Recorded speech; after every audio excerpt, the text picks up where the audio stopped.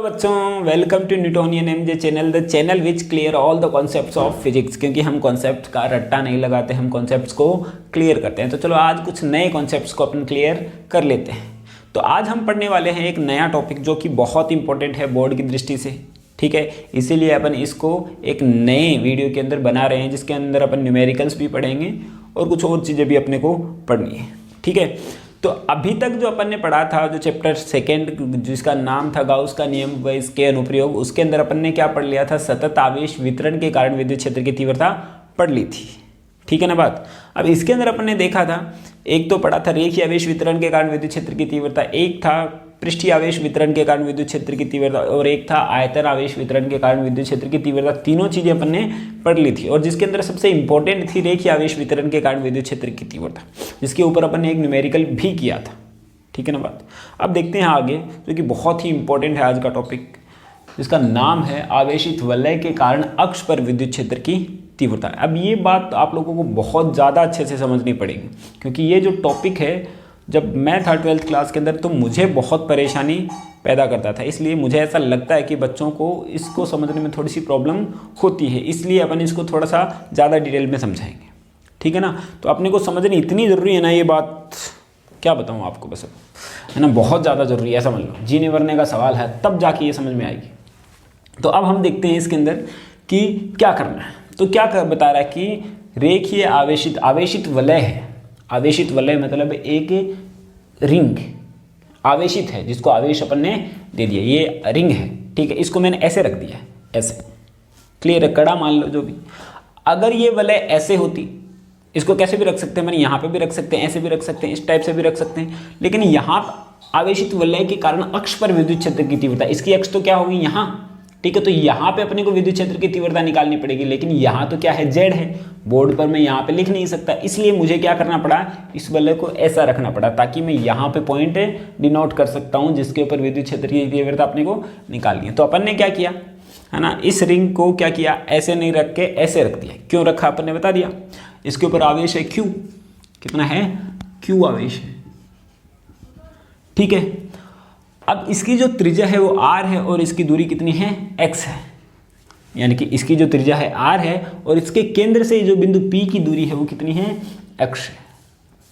Clear बात। अब मैं क्या करूंगा, इस वलय के कारण यहाँ पर क्या करना है, अपने को विद्युत क्षेत्र की तीव्रता निकालनी है। अब सिंपल सी बात है, तो यहाँ इसके कारण विद्युत क्षेत्र उत्पन्न होगा, तो यहाँ पे विद्युत क्षेत्र की तीव्रता निकाल सकता हूँ। तो सबसे पहले इसके लिए मुझे क्या करना पड़ेगा, क्योंकि मैं किसी आवेश को एक जगह तो मान नहीं सकता इसको, ठीक है। गोला थोड़ी ना जिसकी एक जगह पे मैं आवेश मान लूँ, यहाँ पे भी है, यहाँ पे भी है, यहाँ पर भी है, सब जगह पर आवेश है, यानी कि सतत आवेश वितरण है। तो अपने को क्या करना पड़ेगा, सबसे पहले तो करना पड़ेगा एक अल्पांश लेना पड़ेगा।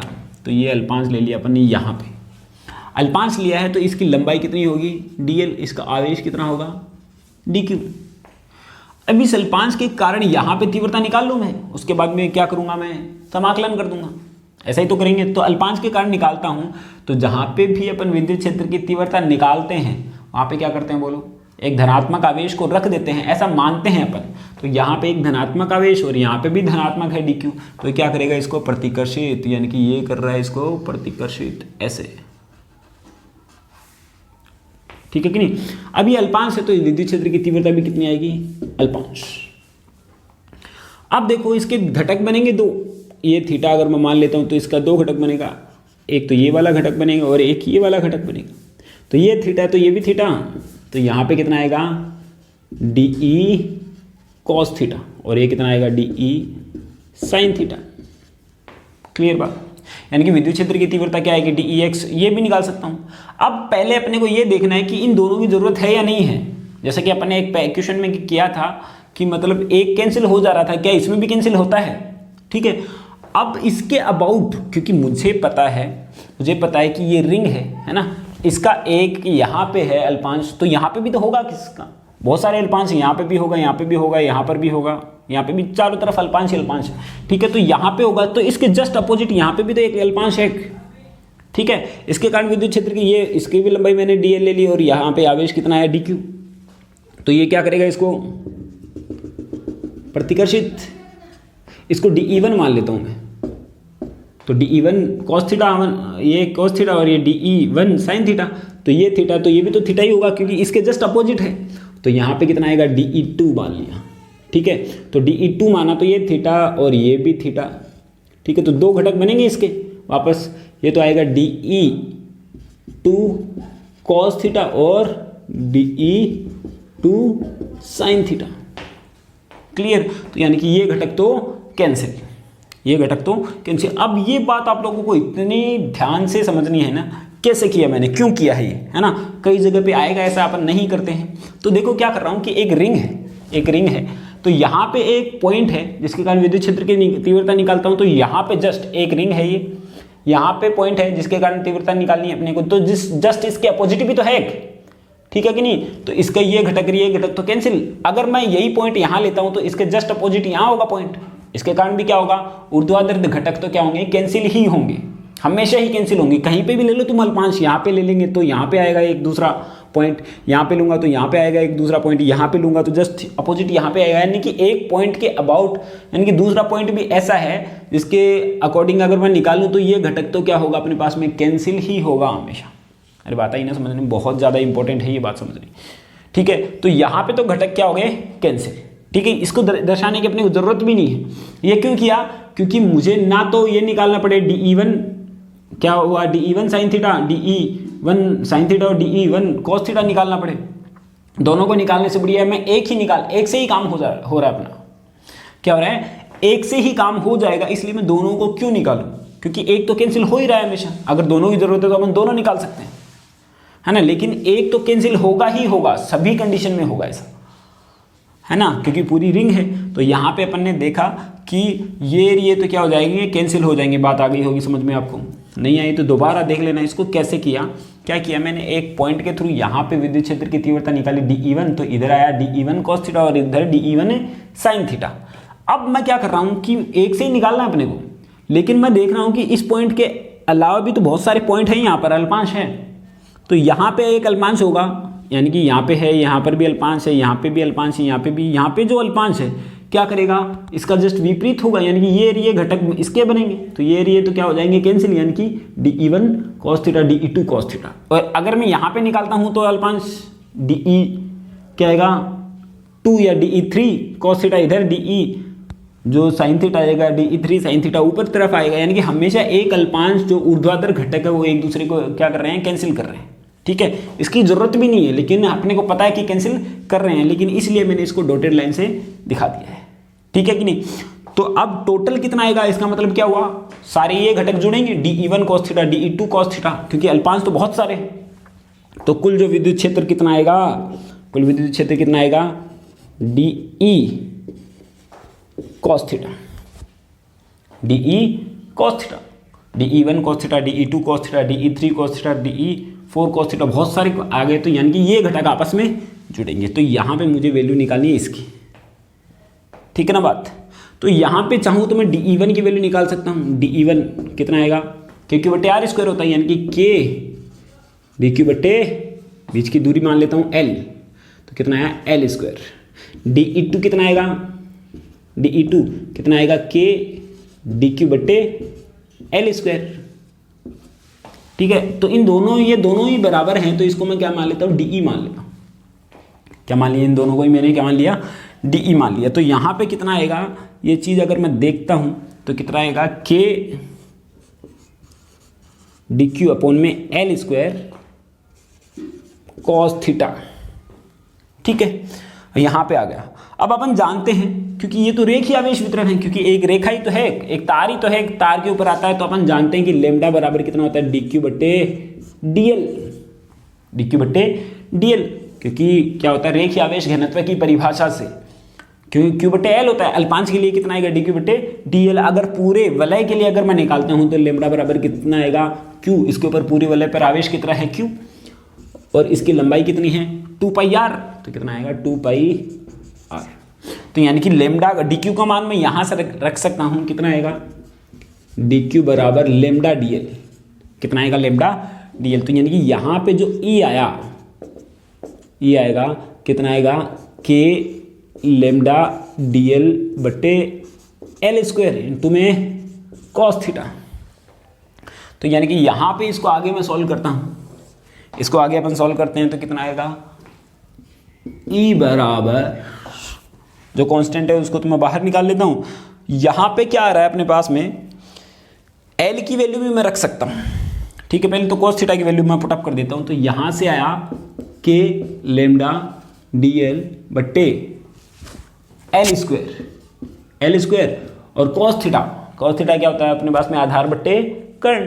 तो इसके अंदर मैं लगा देता हूँ, इसके अंदर आधार तो ये रहा x, कर्ण ये रहा l, तो cos थीटा की वैल्यू लिख देता हूँ मैं x बट्टे l। अरे cos थीटा क्या होता है, 90, जब कोई त्रिभुज के अंदर 90 डिग्री का कोण हो तो cos थीटा अपन लगा सकते हैं, कितना होता है आधार बट्टे कर्ण, तो यहाँ पे लिख दिया अपन ने। तो E बराबर कितना आया, k लेमडा DL अपॉन में L क्यूब, ठीक है, इंटू में x। अब यहाँ देखो L का मान निकालूं मैं, ठीक है। ये तो क्या है, कर्ण है, ये आधार है, और ये क्या है अपने पास में, लंब है, ठीक है। तो L इस बराबर कितना आएगा, under root of R square plus का x स्क्वायर की पावर 1/2, यही आएगा ना। देखो तुम यहाँ पे क्या आएगी इसकी वैल्यू, L की वैल्यू, यहाँ पे जो L है वो क्या आएगा, ये आएगा x स्क्वायर प्लस का R स्क्वायर की पावर 1/2 अंडर रूट में। तो L क्यूब कितना आ जाएगा, L क्यूब अगर मैं निकालता हूं तो कितना आएगा, L क्यूब बराबर कितना आएगा, R स्क्वायर प्लस का x स्क्वायर की पावर 3/2 आएगा ना। देखो यहां से, ठीक है। तो L क्यूब का मान मैं यहां रख दूं तो ये आया E बराबर कितना आया, K लेमडा DL बट्टे R स्क्वायर प्लस का x स्क्वायर की पावर 3/2 इंटू में x। जो कांस्टेंट है उसको तो मैं बाहर निकाल लेता हूं, तो ये कितना आया, E बराबर K लेमडा बाहर, K लेमडा x भी बाहर, ये आया R स्क्वायर प्लस का x स्क्वायर की पावर 3/2, और ये आया DL, क्या आया, DL मतलब DL का समाकलन, इसका मतलब क्या हुआ, कुल लंबाई। इसकी कुल लंबाई कितनी है, इसकी कुल लंबाई, टोटल की लंबाई तो पूछ रहा है, और टोटल की लंबाई कितनी ली है, 2πr। तो यानी कि E बराबर इसकी जगह तो DL की जगह समाकलन ऑफ DL बराबर कितना आएगा, 2πr, क्योंकि DL तो अल्पांश है, यानी कि और समाकलन कर दिया, इसका मतलब क्या हुआ, उसका कुल की लंबाई। तो इसकी कुल लंबाई तो कितनी है, 2πr ही तो है। तो यहाँ पे मैं पुटअप कर देता हूँ, K लेमडा x गुणा 2πr बट्टे R स्क्वायर प्लस का x स्क्वायर की पावर 3/2। एक फॉर्मूला तो ये बन जाता है अपने पास, ठीक है। और एक लेमडा की जगह मैं ये भी लिख सकता हूँ, ये देखो लेमडा बराबर q अपॉन में 2πr। तो एक लेमडा की जगह मैं ये भी लिख सकता हूँ, ये आया kx बट्टा R स्क्वायर प्लस का x स्क्वायर की पावर 3/2, R स्क्वायर प्लस का x स्क्वायर की पावर 3/2। और यहाँ पे लिख देता हूँ लेमडा का मान कितना लिख सकता हूँ, q/2πr। तो कितना रखा अपन ने, q/2πr, ठीक है। और ये कितना ऊपर 2πr, तो 2πr से तो 2πr कैंसिल, तो यहाँ पे कितना आएगा, E बराबर kqx अपॉन में R स्क्वायर प्लस का x स्क्वायर की पावर 3/2। और यही इसका मेन फॉर्मूला है, यही क्या है, इसका मेन फॉर्मूला है, ठीक है कि नहीं। ये यहाँ पे इसका आ गया मेन फॉर्मूला। अब कई बार दिक्कत आ सकती है कि सर अपन ने पहले जो इसको DL को चेंज कर दिया था d थीटा की फॉर्म में, तो मैं याद हो तो angle equal to arc upon में रेडियस, यानी कि कोण बराबर जो आया था, कोण बराबर चाप बट्टे त्रिज्या, ठीक है, उससे चेंज कर दिया था। लेकिन यहाँ पे तो नहीं किया अपन ने। यहाँ पे क्यों नहीं किया, क्योंकि उस टाइम पे तुमने देखा था अर्धवृत्त अपन ने लिया था, तो इस पॉइंट के ऊपर यहाँ से कोण बना रहा था, केंद्र पर निकाल रहा था मैं उस टाइम पे, एक्स पर नहीं निकाल रहा था, ठीक है ना, केंद्र पे निकाल रहा था मैं। तो केंद्र से तो अपने को कोण का पता चल जाता। अगर यहाँ होता तो मैं वापस डी थीटा की फॉर्म में चेंज करके इसको निकाल सकता था आंसर, लेकिन केंद्र पे थोड़ी निकाल रहे हैं अपन, कहाँ निकाल रहे हैं, इसकी अक्ष पर, तो अपने को कोण का पता नहीं लग पाएगा। तुम सोचो यहाँ पे रिंग है, ठीक है, तो ये अल्पांश, ये कोण तो पता लग जाएगा अपने को, लेकिन ये नीचे वाला कोण थोड़ी पता लगेगा। अगर यहाँ होता तो ये कोण पता लग जाता, ठीक है ना। इसलिए केंद्र पे निकालना होता तो मैं वही तरीका काम में लेता, और इस तरीके के अंदर अपन डीएल को चेंज नहीं करते हैं, बस डीएल की फॉर्म में अपन रहने देते हैं, और यहाँ से ये फॉर्मूला आ जाता है जिसको फॉर्मूले का मान है के क्यू एक्स अपॉन में आर स्क्वायर प्लस का एक्स स्क्वायर की पावर 3/2। ठीक है, अब अपन देखते हैं, ये अपन ने निकाल लिया। अब कंडीशन देखते हैं, यदि, अब मैं क्या करता हूँ, इसकी 1-2 कंडीशन अपन लगा लेते हैं, इसको आगे सॉल्व करते हैं फिर।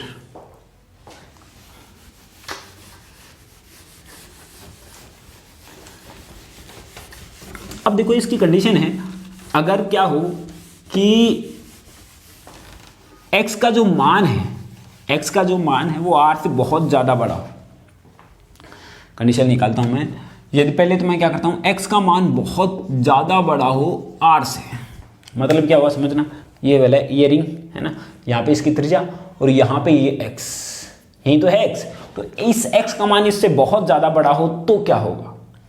ठीक है, तो हम जानते हैं कि अगर ये आया E बराबर के क्यू एक्स, और ये अपन ने क्या ले लिया, एक्स स्क्वायर में बाहर ले लेता हूँ, एक्स स्क्वायर बाहर लिया तो इसकी पावर भी बाहर आएगी नीचे से, 3/2 है, तो यहाँ पे कितना आएगा, आर स्क्वायर बट्टे एक्स स्क्वायर प्लस का एक्स स्क्वायर बट्टे एक्स स्क्वायर, यानी 1/3/2, तो यहाँ से 2 से तो 2 गया, और ये क्या आएगा, आर स्क्वायर बटे एक्स स्क्वायर, तो कितना हो जाएगा 0, क्योंकि अपने को पता है कि आर का मान बहुत छोटा है एक्स की तुलना में, और एक्स स्क्वायर का भाग लग रहा है, तो ये वैल्यू तो कितनी आ जाएगी 0, तो यानी कि ये वैल्यू आ गई 0। अरे तुम ही सोचो, जैसे कि मान लिया 1 है और इसका मान 500 है, ठीक है, आर का मान तो 1 है, इसका मान 500 है, 100 मान लो, ठीक है। अब 1 का स्क्वायर करूंगा तो कितना आएगा, 1 ही आएगा।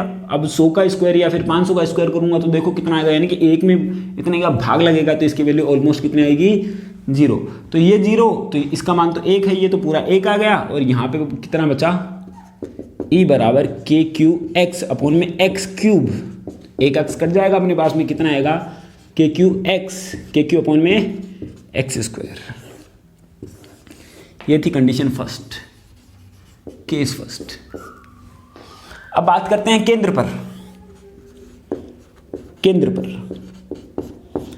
पर यानी कि केंद्र पर का मतलब क्या हुआ, जब बिंदु केंद्र पर हो, जैसे कि ये अपन ने लिया है ना, ये पॉइंट अपन ने लिया, तो ये x केंद्र पे है, इसका मतलब क्या हुआ, x का मान 0 है, यहाँ पे आ गया, तो x बराबर 0 है, x बराबर क्या है 0, तो x बराबर 0 होगा तो क्या आएगा, E बराबर भी कितना जाएगा 0।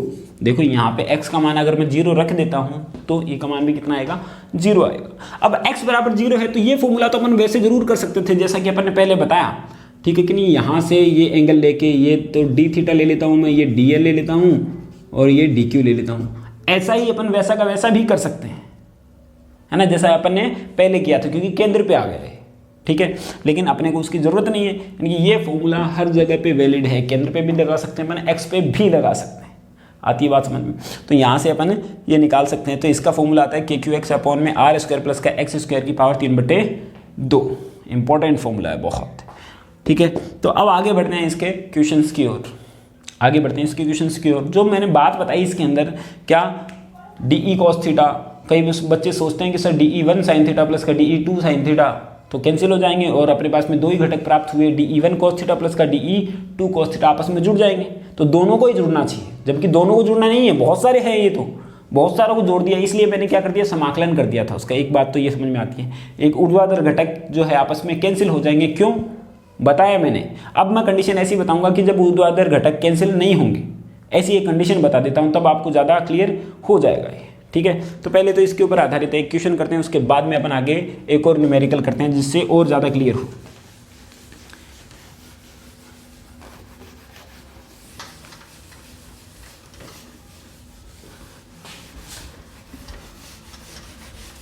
तो देखते हैं अपन क्वेश्चन।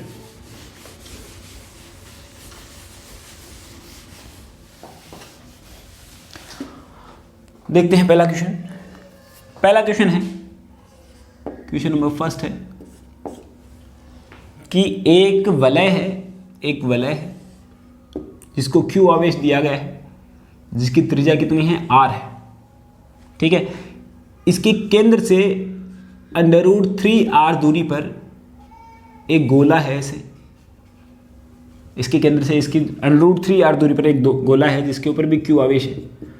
तो बताओ कि इन दोनों के मध्य जो विद्युतीय बल लग रहा है वो कितना लग रहा है।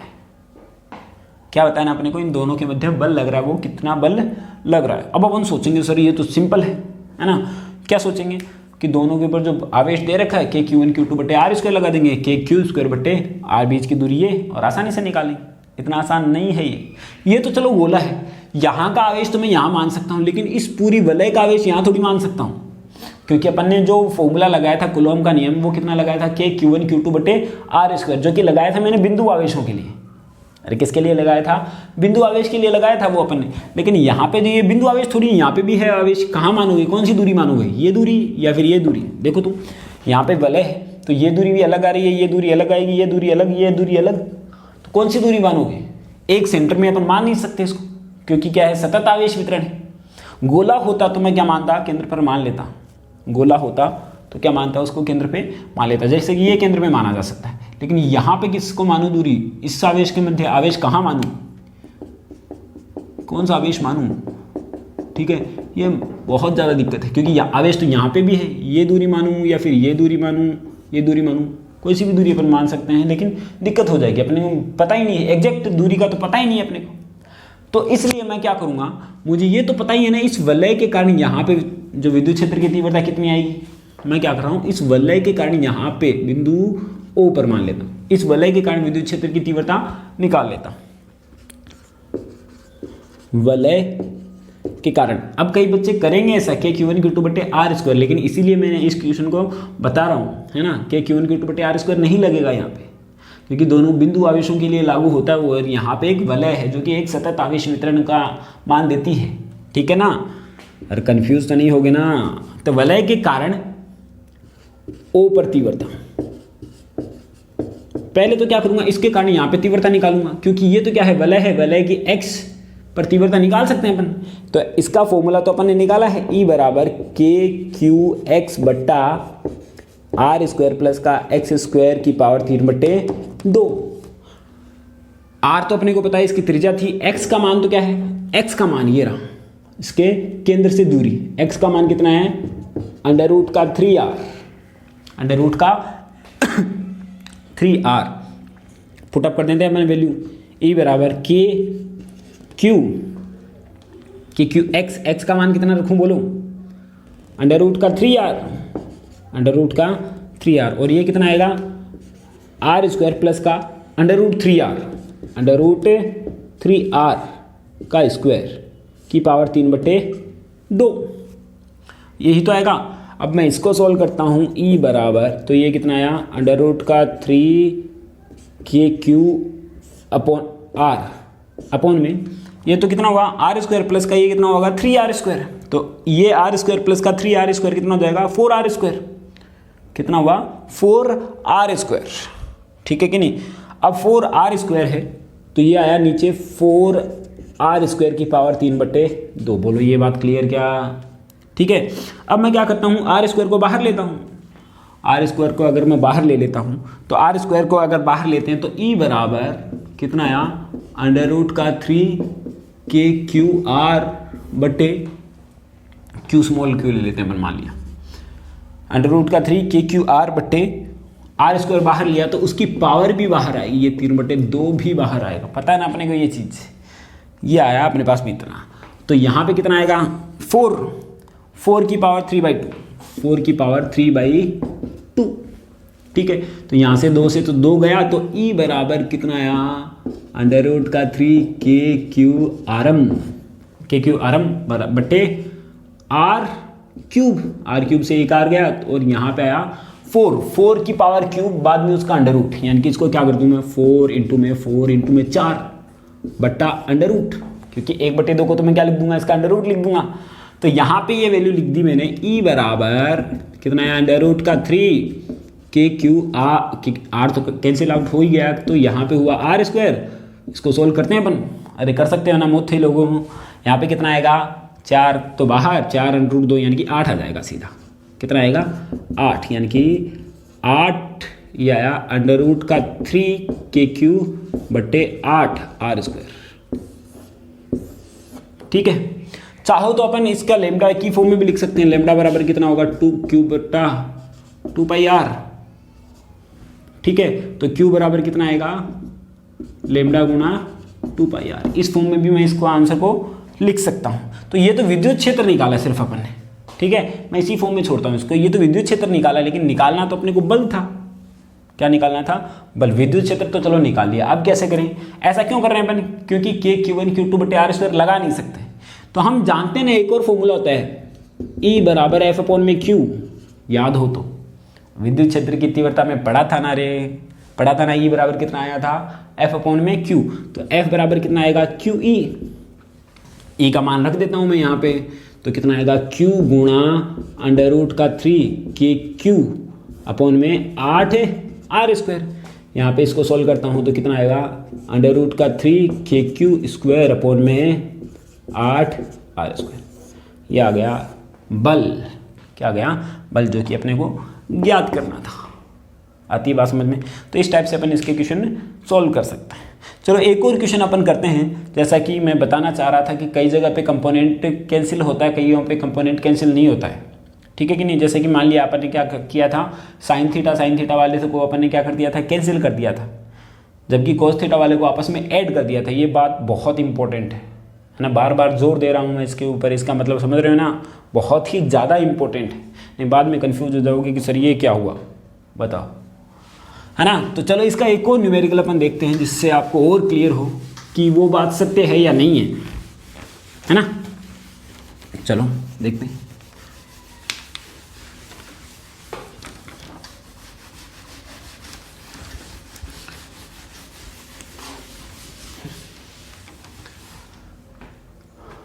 देखो यहाँ पे एक क्वेश्चन ले लेता हूँ मैं, ऐसे क्वेश्चन नंबर 1 ले लेता हूँ, क्वेश्चन नंबर 2 ले लेता हूँ।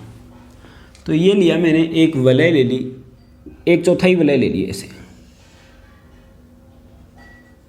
इसकी त्रिज्या r है, इसकी भी त्रिज्या r, 1/4 वलय, और इसके ऊपर q आवेश दे दिया गया। कितना आवेश दिया है? q आवेश, ठीक है।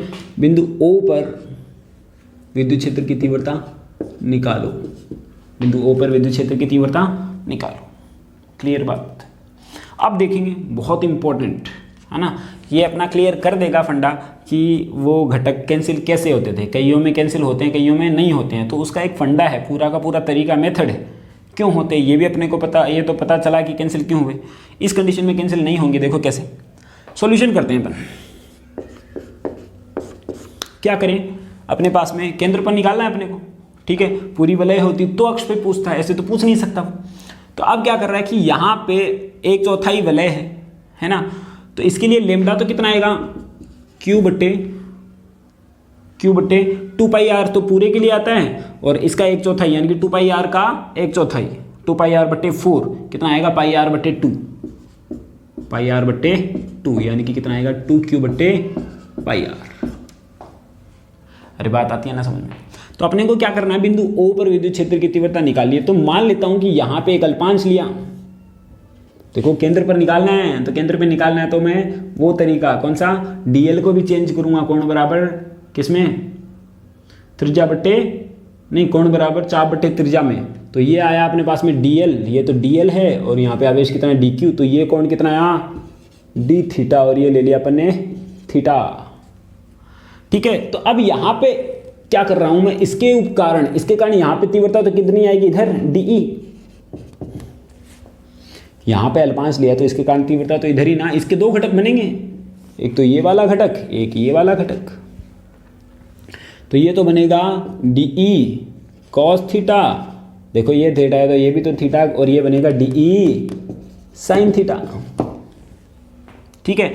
इसको मैं मान लेता हूँ dE x, और ये मान लेता हूँ dE y डायरेक्शन में, ठीक है। तो परिणामी कितना आएगा, ये जो dE आएगा, जो E आएगा, क्या आएगा अंडर रूट ऑफ EX मान लेते हैं, चलो EX का स्क्वायर प्लस का EY का स्क्वायर। अरे क्या कर रहा हूँ मैं, मुझे परिणामी तो यही है ना, ये परिणामी निकालना है ना। E का dE तो इतना आएगा, लेकिन कुल है तो अपने को क्या करना पड़ेगा, समाकलन। तो सबसे पहले तो ये जो dE आया है ये इधर लग रहा है ना, परिणामी इधर है, तो एक घटक तो इसका इधर है, एक घटक इधर है, तो परिणामी क्या होगा, E1 स्क्वायर प्लस का E2 स्क्वायर प्लस का 2E1 E2 कॉस थीटा। तो थीटा इन दोनों के बीच में कितना है, 90 डिग्री।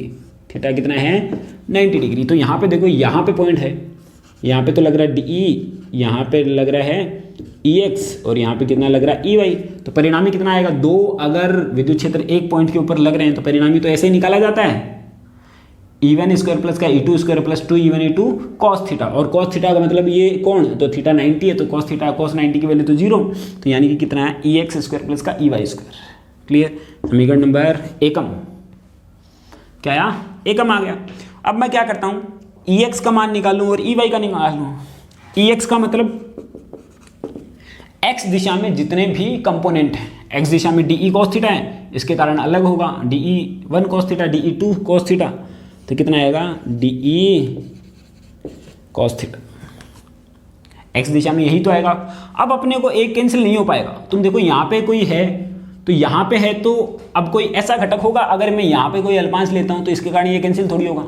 अगर ये यहाँ होता तो कैंसिल जरूर होता। तुम देखो यहाँ पे है ये, इसके कारण ये इधर आ रही है, तो एक घटक इधर से इधर जाता तो ये घटक बनता है ऐसे, तो ये कैंसिल होता।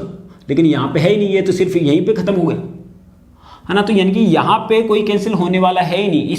इस टाइम पर अपने को दोनों घटक निकालने पड़ेंगे, इस टाइम पे दोनों घटक निकालने पड़ेंगे। तो अपन ने ऐसा कर दिया इसको, क्योंकि जैसा क्वेश्चन है वैसा का वैसा तो अपन आंसर देंगे। तो हमेशा वैसा ही तरीका थोड़ी नहीं है, तरीका तो वही है, लेकिन मेथड यानी कि अपने को साफ साफ दिख रहा है कि यहाँ पे इसके मतलब दर्पण के समान कुछ नहीं है। यानी कि यहाँ पे है तो एक यहाँ पे होना चाहिए जो कि इसको कैंसिल कर दे। ठीक है, रिंग में अपन ने देखा यहाँ था तो इसके कारण अपन ने निकाल दिया, एकदम जस्ट अपोजिट था कुछ, अब यहाँ है तो जस्ट अपोजिट, यहाँ पे कुछ है ही नहीं, तो किसका निकाले अपन, है ना।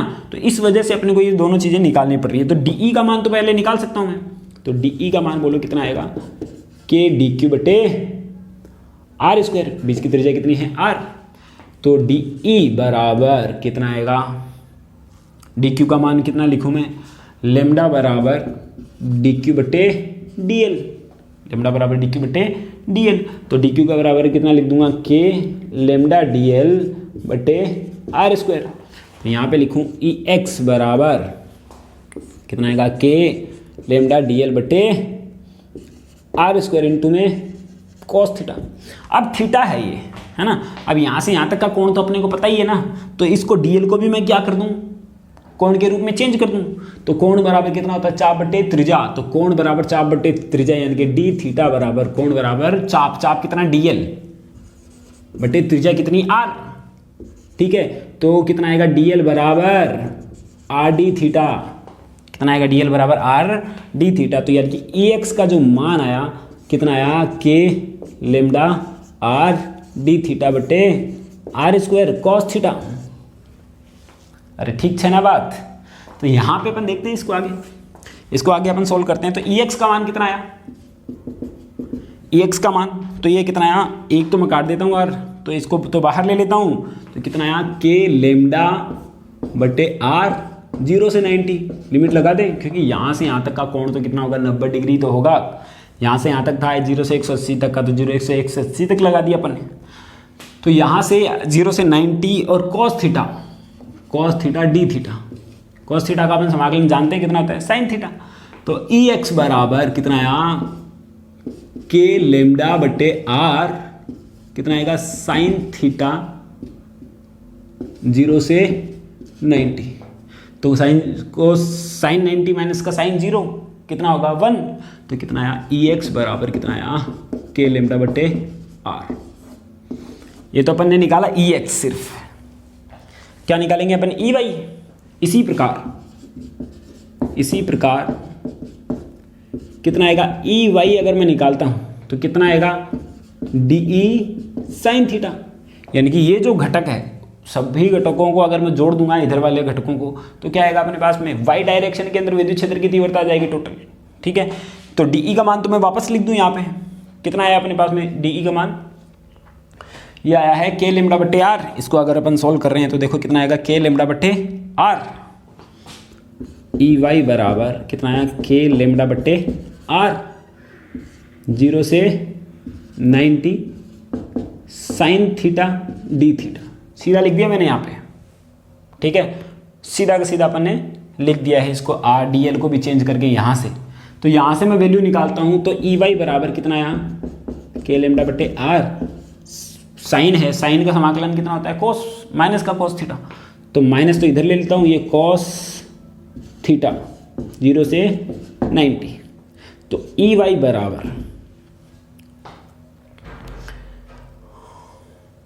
बराबर कितना आएगा बोलो, ई वाई जो आएगा यहाँ पे कितना आएगा माइनस का, ये तो आया माइनस का के लेमडा बटे आर, ये आया कोस 90 माइनस का कोस 0 यानी कि 1, कोस 90 की वैल्यू तो कितनी आ गई 0, तो यानी कि 0 माइनस का 1 माइनस वन कितना आएगा ई वाई बराबर प्लस का यानी कि के लेमडा बटे आर। तो ई वाई और ई एक्स का मान समान ही आ रहा है, देखो ई वाई ई एक्स का मान भी के लेमडा बटे आर और ई वाई का मान भी के लेमडा बटे आर। तो यहाँ पे मान रख दूँ, अब मैं टोटल ई निकालना है तो यहाँ पे मान रखता हूँ तो कितना आएगा, दोनों की जगह ई मान लेता हूँ, एक बार ई एक्स मान लेता हूँ तो कितना आएगा ई बराबर ई एक्स स्क्वायर प्लस का ई एक्स स्क्वायर, क्योंकि दोनों का मान बराबर है तो क्या मान लेता हूँ ई बराबर कितना आएगा अंडर रूट का 2EX यानी कि ई बराबर अंडर रूट का 2 के लेमडा बटे आर, ये इसका आंसर आ जाएगा। बात आ रही है ना समझ में? इस टाइप से अपन इसके क्वेश्चंस को सॉल्व करते हैं, ठीक है ना। यानी कि जब अपने को एक्स पे निकालना है तो कैसे काम में लेना है, कब वो घटक कैंसिल होंगे, कब घटक वो कैंसिल नहीं होंगे, ये अपन ने देख लिया है अच्छे से, ठीक है। अपने को देखना है, इस लेक्चर को बार बार देखना है आपको, अगर नहीं समझ में आए तो दोबारा पूछना है, क्योंकि ये चीज़ इतनी ज़्यादा इंपॉर्टेंट है कि आगे अगर नहीं हुआ तो सब कुछ ऊपर से चला जाएगा, ठीक है ना। चलो इसको नोट्स बनाओ साथ में ही, और इस जो नोट्स के लिए जो PDF जो डिस्क्रिप्शन के अंदर अपने पास में लिंक दे रखा है उसको क्या करें, ओपन करें और उसमें से PDF नोट्स डाउनलोड कर लें। क्लियर बात? आई होप कि आप लोगों को ये पसंद आया होगा। अगर पसंद आया है तो लाइक ज़रूर दें एक बार, ठीक है। तो लाइक देने से क्या होता है कि थोड़ा सा मनोबल बढ़ता है हमारा कि हाँ हम सही पढ़ा रहे हैं, सही काम कर रहे हैं, ठीक है। और अदरवाइज़ आपकी मर्जी है। चलो thank you, have a nice day.